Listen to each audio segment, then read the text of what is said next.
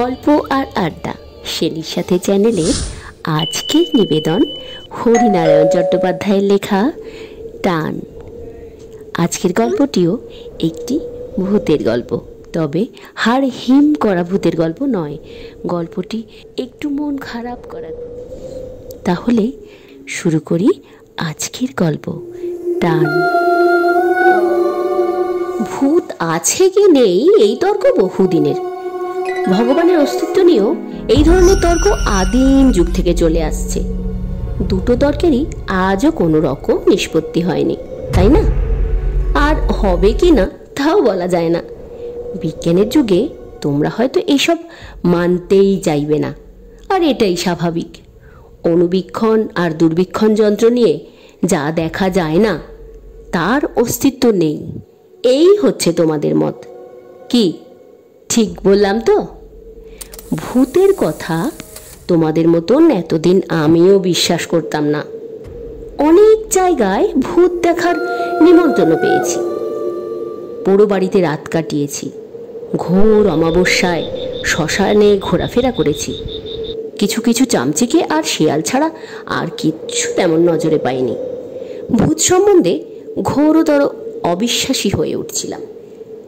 এমন সময় এই ব্যাপারটা ঘটল, যা আজকে আমি তোমাদের কাছে বলতে বসেছি। ঠিক আমাদের পাশের বস্তিতে থাকে সমর রায়। ছেলেটি দেখতে যেমন সুন্দর, তেমনি লেখাপড়াতেও তেমনই আগ্রহী। বিয়ে পরীক্ষা দেবার আগে মাঝে মাঝে আমার কাছে পড়তে আসতো। সেই সময় তার বিদ্যা বুদ্ধির পরখ করার সুযোগ মিলেছিল আমার। তাছাড়া একবারে পাশের বস্তিতে থাকতো, কাজেই খুব ছোট্টবেলা থেকেই তাকে আমি দেখেছি। ইদানিং সমরের সঙ্গে আমার দেখা হয়নি। আমরা শুনেছিলাম পরীক্ষার পর বাইরে কোথাও বেড়াতে গেছে। এক সন্ধ্যায় ঘরে বসে আছি, একটা বই পড়ছি। বাইরে ঝড়ের আভাস, জানলা দরজার পর্দাগুলো দমকা বাতাসে উঠছে। দু এক ফোঁটা বৃষ্টি যেন গায়েও এসে পড়ল। কিন্তু বইটা এত ভালো লাগছিল যে উঠে আমি জানলাগুলো বন্ধ করব তার ইচ্ছা করছিল না। এমন সময় হঠাৎ সশব্দ দরজাটা খুলে গেল। ভাবলাম ঝড়। চোখ ফিরিয়ে কিন্তু অবাক হয়ে গেলাম, সমর এসে দাঁড়িয়েছে। উস্কো খুস্কো চুল, পাংশু মুখ, মানে ফ্যাকাশে তার মুখটা। আরে সমর যে, কবে ফিরলে? বইটা মুড়ে প্রশ্ন করলাম। সমর চেয়ারে আমার পাশে বসলো। এই একটু আগে জামা কাপড় ছেড়েই আপনার কাছে চলে এসেছি। আপনাদের খবর ভালো তো? বললাম হ্যাঁ হ্যাঁ ভালো, কিন্তু কি ব্যাপার, জরুরি কোনো কথা আছে নাকি? ওর হাব ভাব দেখে আমার মনে হলো সমরের বোধহয় জরুরি কোনো কথা বলার আছে। আপনার সময় হবে এখন? আপনার সঙ্গে আমার কথা ছিল একটু। হাসলাম, বললাম অফুরন্ত সময়, বলো কি তোমার কথা আছে বলার? এই প্রশ্ন হাজারবার হাজার জায়গায় শুনেছি। সোজাসুজি উত্তর না দিয়ে বললাম, কি বলতে চাইছো সেটাই তুমি সহজ করে বলো। মৃত্যুর পরে মানুষ শেষ হয়ে যায় না মাস্টারমশাই? ভূত বলুন, আত্মা বলুন, আছে, মাঝে মাঝে দেখাও দেয় শুনেছি। আচ্ছা, এটা কি ঠিক? বুঝলাম কোনো কারণে সমর খুব উত্তেজিত হয়েছে। অনেকেরই রজ্জুতে সর্পভ্রম হয়, অন্ধকারে গাছপালা দেখে ভূত প্রেত কল্পনা করে, কিংবা বদমাইশ লোকের প্রতারণায় ভুলে মনে করে অশরীরী কিছু একটা দেখেছে। সমর কোঁচার খুঁট দিয়ে মুখ আর কপাল মুছে নিল, তারপর একটু দম নিয়ে আবার বলতে আরম্ভ করল। লখনৌতে আমার এক পিসি আছেন, জানেন বোধহয়? হ্যাঁ, তোমার কাছেই শুনেছি। তিনি কোনো এক স্কুলের শিক্ষিকা, তাই না? সমর ঘাড় নাড়ল। পিসি বৈদ্যনাথ শিক্ষা সদনে পড়ান। তিনি অনেক দিন ধরে তার কাছে আমাকে যেতে লিখেছেন, কিন্তু একটার পর একটা ঝঞ্ঝাটের পর ভাবলাম এখন তো প্রচুর অবসর, এইবার ঘুরে আসা যাক কিছুদিন।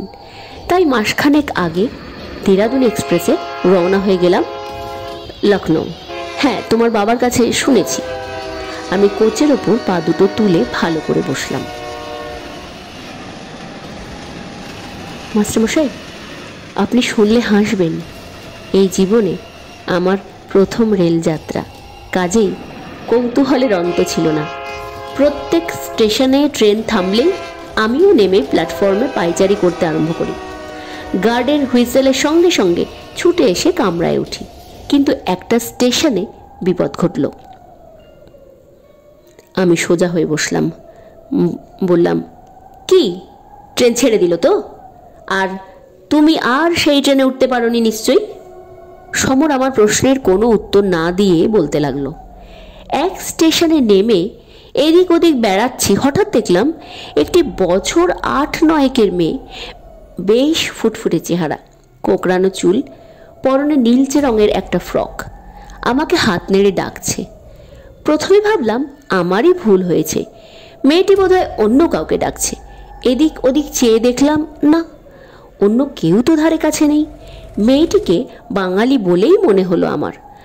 প্ল্যাটফর্মের ওপর বেশিরভাগই অন্য জাতের মানুষজনের জটলা। মেয়েটির সঙ্গে চোখাচোখি হতেই আমার সে হাতছানি দিয়ে ডাকলো। ভাবলাম বিদেশে মেয়েটি নিশ্চয়ই কোনো বিপদে পড়েছে, আমাকে স্বজাতি দেখে সাহায্য চাইছে। মেয়েটির দিকে এগিয়ে গেলাম। মেয়েটি দাঁড়িয়েছিল। আমি এগোতেই সে চলতে শুরু করলো স্টেশনের বিশ্রাম কামরার দিকে। বুঝতে পারলাম সম্ভবত এই বিশ্রাম কামরাই ওদের কোনো আত্মীয় বা আত্মীয়া বিপদে পড়েছেন কিংবা অসুস্থ হয়ে পড়েছেন। কিন্তু না, বিশ্রাম কক্ষের সামনে একটু দাঁড়িয়েই ঘাড় ফিরিয়ে আমাকে দেখে আবার হাত নেড়ে ডেকেই আবার এগিয়ে গেল। ওধারে বকুল গাছ, অজস্র বকুল ঝরে পড়েছে পথের ওপর। পাশে স্টেশনের সীমানায় রেলিং। মেয়েটি সেখানে গিয়ে দাঁড়ালো। আমি জোরে জোরে হেঁটে মেয়েটির কাছে এগিয়ে গেলাম। আর ঠিক সেই সময় আমি আর উৎকণ্ঠা চেপে রাখতে পারলাম না। জিজ্ঞেস করলাম, কি হলো? আমি ট্রেনের দিকে ছুটলাম, কিন্তু ধরতে পারলাম না। দুরন্ত গতিতে ট্রেন যেন আমার চেষ্টাকে উপহাস করতে করতে বেরিয়ে গেল। এতক্ষণ পর আমি হাসলাম। এই তোমার ভৌতিক গল্প। মেয়েটি তোমাকে বোকা বানিয়ে সরে পড়েছে। বয়স কম হলে হবে কি, মেয়েটি বেশ ওস্তাদ মনে হচ্ছে। সমর আমার হাসিতে যোগ দিল না, গম্ভীর গলায় বলল, আমার কাহিনী এখানে শেষ হয়নি মাস্টারমশাই। আমি একটু অপ্রস্তুত হলাম। বললাম, বেশ, বলে যাও। আমি স্টেশন মাস্টারের সঙ্গে দেখা করে ট্রেন ফেল করার কথা বললাম। তিনি পরের স্টেশনে ফোন করে দিলেন যাতে তারা আমার বিছানা আর সুটকেসটা নামিয়ে রাখতে পারে। এর পরের ট্রেন রাত 9:30। হাতে অঢেল সময়। সমস্ত বিশ্রাম কক্ষগুলো তন্ন তন্ন করে খুঁজলাম। কয়েকজন দেহাতি যাত্রী বসে আছে, মেয়েটি কোথাও নেই। স্টেশনের বাইরে এসে কয়েকটা টাঙ্গাওয়ালাকে মেয়েটির কথা জিজ্ঞেস করলাম। তারা কেউ কিচ্ছু বলতে পারল না। আশ্চর্য লাগলো, চোখের সামনে থেকে মেয়েটি কি করে নিশ্চিহ্ন হয়ে গেল? এমন সুন্দর দিনের আলোয় কোথায় সে সরে যেতে পারে? আশ্চর্য। আশ্চর্য হবার আমার আরও বাকি ছিল। রাত 7:30 নাগাদ সারা স্টেশনে হইচই, সবাই খুব ব্যস্ত। গিয়ে খবর নিয়েই চমকে উঠলাম। দেরাদুন এক্সপ্রেসের সঙ্গে এক মালগাড়ির ভীষণ ধাক্কা লেগেছে। অনেক লোক আহত হয়েছে, মারা গেছে বেশ কয়েকজন। আপাতত সব গাড়ি বন্ধ। 2-1টি রিলিফ ট্রেন সাহায্য নিয়ে ছোটাছুটি করছে। স্টেশন মাস্টারের কামরায় খুব ভিড়। অনেকেই আত্মীয় স্বজনের খবর নেবার জন্য ব্যাকুল। ভিড় কমতে খবর পেলাম দেরাদুন এক্সপ্রেসের সামনের 4খানা বগি একেবারে চূর্ণ বিচূর্ণ হয়ে গেছে। সামনের 3 নম্বর বগিতে আমার থাকার কথা। সেই মুহূর্তে নতুন করে আবার মেয়েটির কথা মনে এলো। মেয়েটি যদি হাতছানি দিয়ে আমাকে ডেকে না নিয়ে যেত, তাহলে আমার কি অবস্থা হতো ভেবেই শিউরে উঠলাম।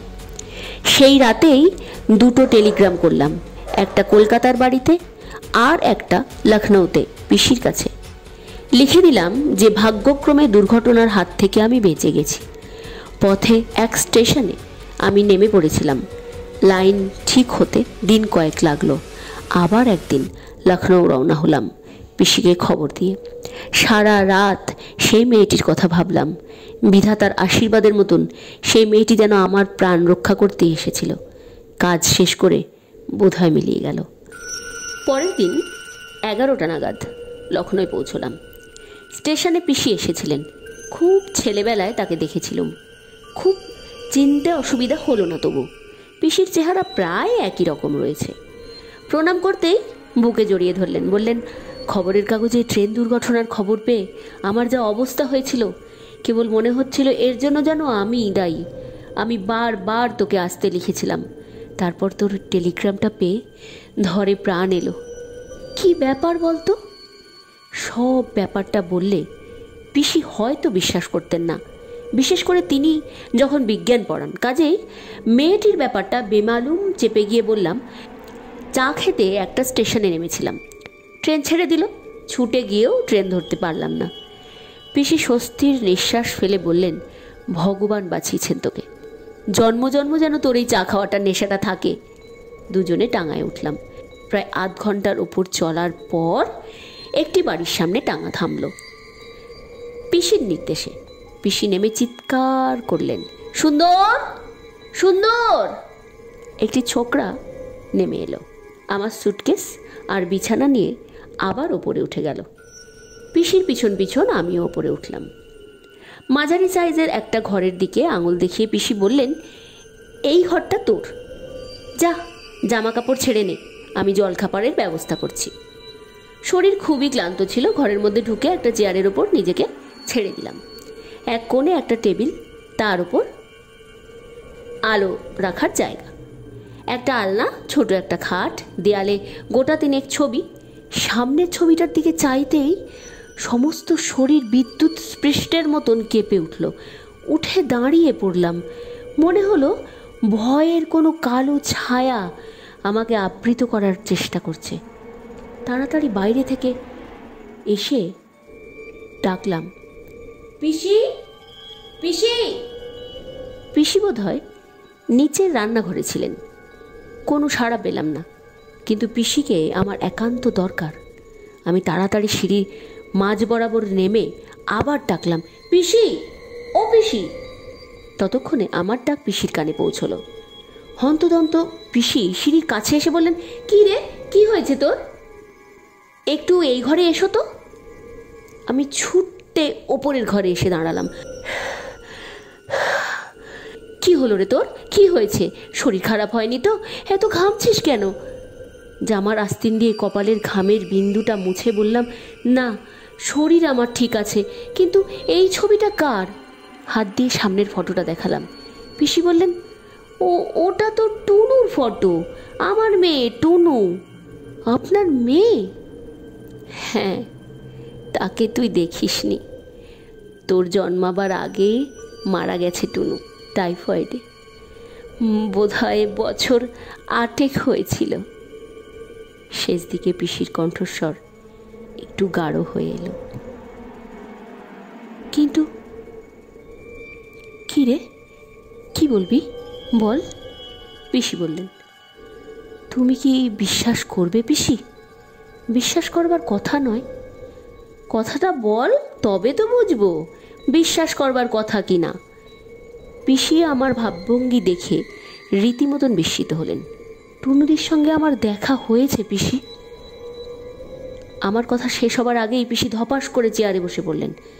ভাবলেন নির্ঘাত ছেলেটির মাথা খারাপ হয়েছে। একটু একটু করে সব বললাম। যখন শেষ করলাম, পিসির চোখ দিয়ে টপ টপ করে জল পড়ছে। পিসি বিজ্ঞান পড়ান, কিন্তু একটি কথারও প্রতিবাদ করলেন না, কিছু অবিশ্বাসও করলেন না। শুধু বললেন, টুনুই তোর প্রাণ বাঁচিয়ে দিয়েছে। এবার সমর আমার দিকে ঘুরে বসল। বলুন মাস্টারমশাই, কি করে এটা সম্ভব? মারা যাবার পরও কি আত্মার স্নেহ, দয়া, মায়ার টান এসব থাকে? নিজের আত্মীয়দের বাঁচাবার জন্য তারা কি মানুষের দেহ ধরে আবার ফিরে আসতে পারে মর্তলোকে? বাইরে ঝড়ের সঙ্গে প্রবল বৃষ্টি শুরু হয়েছে। আম গাছের একটা ডাল জানলার পাল্লায় মাথা ঠেকছে অনবরত। জলের ঝাপটায় ঘরের অনেকখানি ভিজে গিয়েছে। সেই দিকে চেয়ে চুপ করে বসে রইলাম। কি উত্তর দেব সমরের প্রশ্নের? চিরদিনের জন্য হারিয়ে যাওয়া মানুষ নিজের লোককে বিপদ থেকে রক্ষার জন্য মায়া মমতার টানে আবার কি পৃথিবীতে ফিরে আসে? তাও কি সম্ভব?